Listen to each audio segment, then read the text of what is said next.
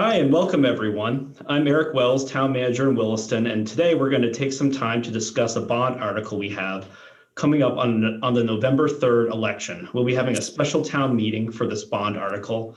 It's going to cover a lamplight neighborhood water line replacement project.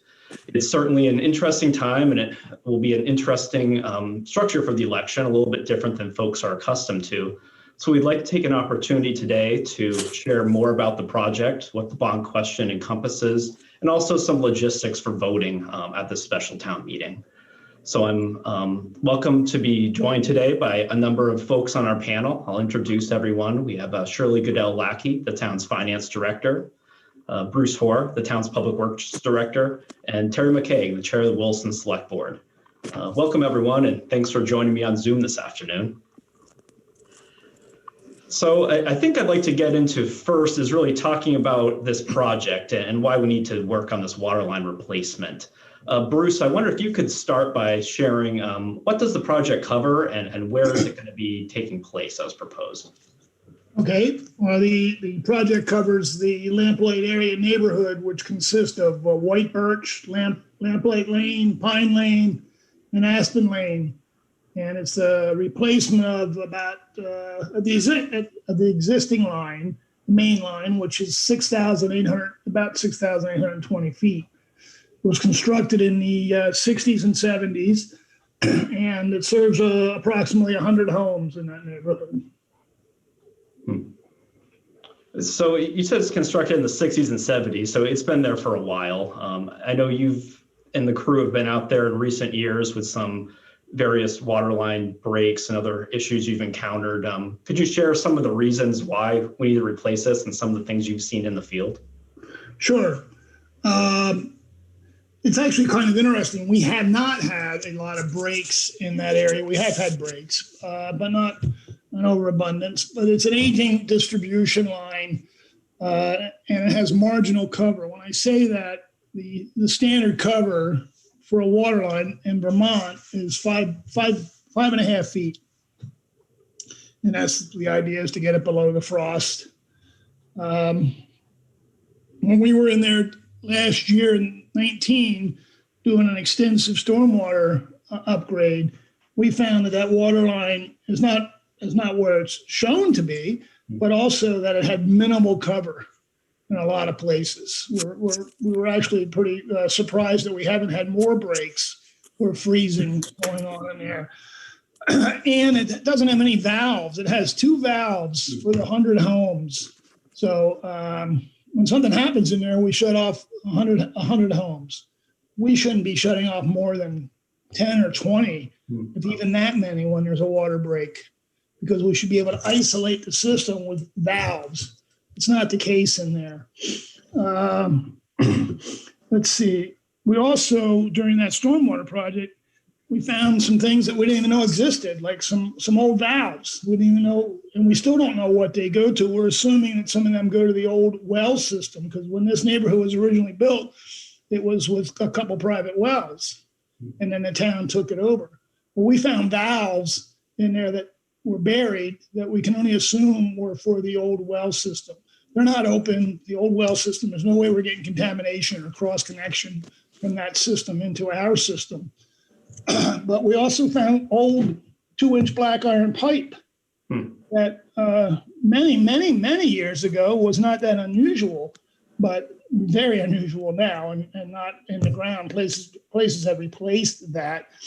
But we found the section we did find was a 2-inch black pipe that was actually coming off the main and serving 3 houses. And it was a cobbled together mess. And that pipe was full of tuberculation, which means that the pipe was swelling shut because of the mineral deposits that were building up in it. Nothing that's unsafe. All water lines can get those kind of deposits and build up, so they don't have a lot of water moving through them, is one of the big reasons. But that 2-inch pipe was closed down to about, I don't know, a 1/2-inch diameter. So I was surprised we weren't hearing issues from the 3 homes for the service. But you know, that eventually would close up, and we don't have much more of that is in that neighborhood. So we want to get that out of there. And then we have the problem with freezing going on. we have 8 to 10 homes that we actually ask about January of almost every year to start running water so that their service lines don't freeze. Well, that's inconvenient for the homeowner and it's inconvenient for us because that's water that we can't charge for. So another reason to try to get this taken care of. So those are it in a nutshell. We have had some breaks. Some of the slides will show some breaks in there. It's old asbestos concrete water line, which is fine. There's plenty of it still in the system, not just our system, but all around. But certainly doesn't hurt to get rid of it if we can get rid of it also. It's a great water line as long as you don't get near it. The minute you got to do any excavation around it, it's fragile and it's just and it's obsolete. Nobody uses it anymore. So those are the biggest reasons. Well, thank you, Bruce. And I know we've had some photos that you took on the screen as you were sharing the explanation here. I know a couple where you look at the mineral deposit buildup, and those are quite striking photos to see that. And I just want to let folks know that that's a mineral deposit, that there's nothing harmful with the water in the system right now. The water line is tested. I mean, all of our water lines are tested periodically in the Champlain Water District, which is what we have to do as a permit condition anyway for our permit. But it's certainly, people see that, they're certainly going to be like, I'm getting water out of there. But like I said, it's still safe. It's just reducing the amount of water they're getting to their homes. So their services their water pressure they should be noticing that difference. So that'll be one of the main factors would be the water pressure. Or is there some other things that folks may notice if this project's completed by the town? Well, we'll get rid of 8 to 10 homes with freezing water services for sure. That is actually right in the contract for the ones that we know are freezing, the ones that are on our list. When you replace a water line, you replace the services to the curb stops because the homeowner owns from the curb stop into the house. But for these 8 to 10 that we know that freeze, they're going to be in the contract that they're going to get their service line replaced up to the outside foundation of their property. So that we know they're deep enough and we don't have to worry about that freezing happening anymore. Good. And we're not going to go after all 100 because there's no reason to go after all 100. We'll go to the curb. They'll all have a new line to the curb stop, but they won't necessarily have it from the curb stop into their house. And as I recall, we've had this project in the town's capital plan on the horizon for a bit here. It's definitely a needed upgrade. And what I'm going to transition to speak with Shirley a little bit more about it is the financing for this project and how this came to be to put this in a November ballot when instead of town meeting day, that there's some potential savings that we can achieve by holding this bond vote a little bit earlier. So welcome, Shirley. Oh, so. I just wanted to mention one thing too, that this is a revenue bond. So to repay the debt on this, we would look to have the water users of the system would be repaying the debt over time.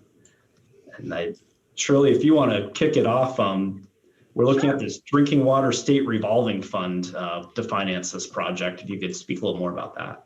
Sure. So as Eric said, we will be going through the state of Vermont. We are working with the Agency of Natural Resources and using the drinking water state revolving fund to finance this project. And they prioritize the list of projects based on a list of criteria. And for Lamplight, the water main project met that list of criteria and has been moved into a list, what they call the fundable project list. And that's very important because once it makes it to the fundable project list, then it's eligible for this state subsidy. And the state subsidy is actually what's driving the timeline behind this project right now. The subsidy is a direct reduction to the principal of the loan. So the subsidy formula is we receive a 75% subsidy on the first $1 million of construction cost and 25% for any construction cost over the 1 million. or well, not just our limitation, but the state's limitation is they have a $13 million pool available for this fiscal year. So we are trying to get in that pool. Normally, if there was a subsidy available for Williston, it would be somewhere around 20% or less. So this is an awesome opportunity for the town of Williston to take advantage of this subsidy and reduce the cost of the project. So I think, as Bruce mentioned, the total cost of the project is $2 million. If we receive the full subsidy, that would be $1 million, cutting the cost to the water utility users in half, $1 million. So as you always hear on TV, this is a limited time offer. So that's why we're moving forward to take advantage of the financing through the state drinking water revolving fund. If I remember correctly, Shirley, that for us to even apply for these funds, we have to have bonded authority from the residents and voters in Williston. So that's really driving that we need to have the voters to approve this for us to apply for the potential subsidy. That's right, Eric. In order to secure the subsidy, the town needs to have the bonding authority for the project. And if we wait until March 2021, the town meeting, we risk that the $13 million pool will be fully committed. So we'll lose that opportunity. There are several other large projects on the list of the fundable project list. And so we are hoping to secure the maximum subsidy available. The other factor is it is a first come, first served basis. So if you've got all your ducks in a row, your probability of getting the subsidy is higher. So we're hoping for that. But if something were to change along the project line, the town would not be, even if the residents pass the vote, we are not committed to pursue the financing or the construction of the project. So, but this puts all our ducks in a row, so we are ready to go if we're able to apply for the subsidy and receive the subsidy. Mm-hmm. And I should mention the folks too, we haven't not done anything yet. We've been working for design work on this project for a number of months with our engineering contractor, and these are all prerequisites as well. So the town's been working for this to be ready to go on this project. Bruce, you had anything else to add on kind of the design work that's taking place and what? I know we could potentially build this in 2021. Is that correct? That's correct. One of the reasons besides what Shirley just said about everything she just said is correct, but we also have like a December 1 deadline to get a plan in for this project to be constructed. And if we had not had the preliminary work done, which has been done already, which is a report, the environmental report's been done. It's a report on the replacement, which the preliminary engineering has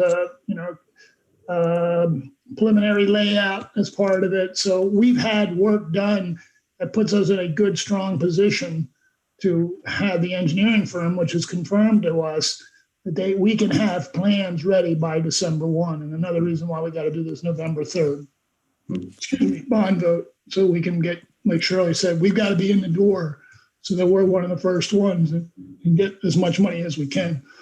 And I would personally say that we get to $1 million and don't take much less than that. If we do, we should probably punt and try to get this money together another way at some point. There's a lot of money, $2 million. Yeah. Well, thank you, Bruce. Shirley, I think the last question I had for you is, I know folks will wonder, what does this mean for a water user's rates? And it's kind of hard right now to project what those rates may be, not knowing what the subsidy is, but could you speak in general what our debt service looks like in the water fund right now? Sure. I think I'll start with, as you mentioned earlier, Eric, this is a revenue bond, and it is the payment of the bond will come from the water user fee. So it will be paid by that group of residents who are using that service. The first debt service payment is made 1 year after the project is complete. And the terms are typically 30 years with a 2% administrative fee and 1% interest rate. So any subsidy that we receive will directly reduce those expenses because we'll be cutting the principal in half, which reduces the 2% and the 1% fees. The to offset the new debt, we also have, many years ago, the town approved a bond for or loan for the payment or the purchase of the land that our new water tower sits on. And that final payment will be in November of 2022. It's $40,000 annual payment. So that will roll off and then this new debt will roll on. So although we don't know the exact impact, it shouldn't be a significant impact to the water users because number one, the term of the bond, and number two, we're getting rid of some debt before this debt comes on. So other than that, I don't have a specific rate, but maybe Bruce wants to add another comment. No, I don't have, we need to talk about that. This probably really should go toward the basic user charge rather than to the rate of the actual water usage, because that's a fluctuating number where the basic user charge is to support infrastructure. That's something that still needs to be looked at. But I agree with Shirley. You have a bond that's coming due and we're going off the books. If the next one's, pretty close to that same amount of money, then there's no huge increase. There's going to be some increase because that bond was 400,000. This one's going to be $1 million, but it's not going to be as big a hit for anybody. Right. And we only have these two, well, the one bond right now, that's all there is in the water fund for debt is just the water tower land purchase right now. Well, thank you, Bruce and Shirley. Really good information there for folks. I guess I want to turn to Terry now and kind of talk about the logistics for voting. It's certainly a different year with COVID-19, and the state has worked to put some things in place to help folks be able to vote in different ways. Terry, I was wondering if you could share what options are going to be available for folks to vote on this bond question in Williston. Sure, thanks. So many of our residents already have voted by mail in past elections. And in fact, the last election that we had for the primary, about 1,700 residents posted a ballot, and a lot of them mailed them in, and then quite a number brought them into the town hall. So on this ballot, and this question that we're talking about right now will be on the same ballot with all of the other election candidates. So all of you listening right now should receive a ballot somewhere between September 21st and October 2nd. And you'll have numerous ways to take care of that. You may decide that you know exactly what you want to vote for at that time, fill it out, and mail it back in. You may even fill it out and take it to the town hall to deposit at that time. Or you may wait until November 3rd and bring it to the polls and deposit it at that point, or bring the polls and vote it at that time. I think the big things are at this point, if you do not receive a ballot within that time frame, call the town clerk's office and get a replacement ballot for it. If you make a mistake in filling out the ballot, don't just X through something because you may be invalidating your ballot. Call the town hall and get a replacement ballot so that you can fill it out accurately.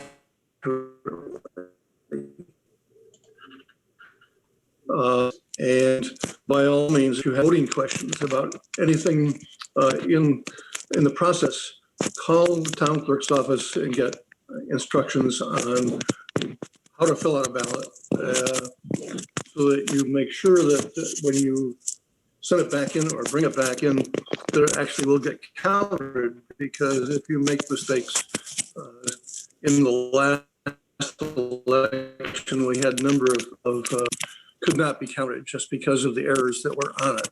This will be a much simpler ballot. In the last election, the primary election, you had 3 ballots. You can only vote 1. With this election, you'll have 1 ballot, and that's the one you'll vote. And just a matter of making sure that you follow the directions. Thank you, Terry. And as I understand with my conversations with the town clerk, Sarah Mason, This bond question is, I believe it's on the will be on the back of the ballot for folks, under the town justice of the peace local election for that item as well. So we asked folks, we were able to get this on this ballot to make things facilitate a bit easier for us. So we'll let folks know it's there. It's an important question to consider in this election in November. I would also share, I spoke with our town clerk today, and the way the state is mailing these ballots is they've received our voter checklist as of September the 2nd. So everyone who was on the checklist of that date will receive a ballot. But if you've been added to the checklist after the 2nd or continuing up to the election, you'll receive your ballot from the town clerk's office by mail. And you can certainly register the vote leading up to and the day of the election. We have same day voter registration here in Vermont.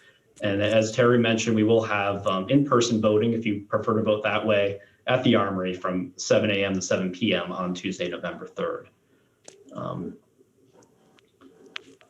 I think we hit on the voting piece, but Terry, is there anything I didn't ask you so far that we left out?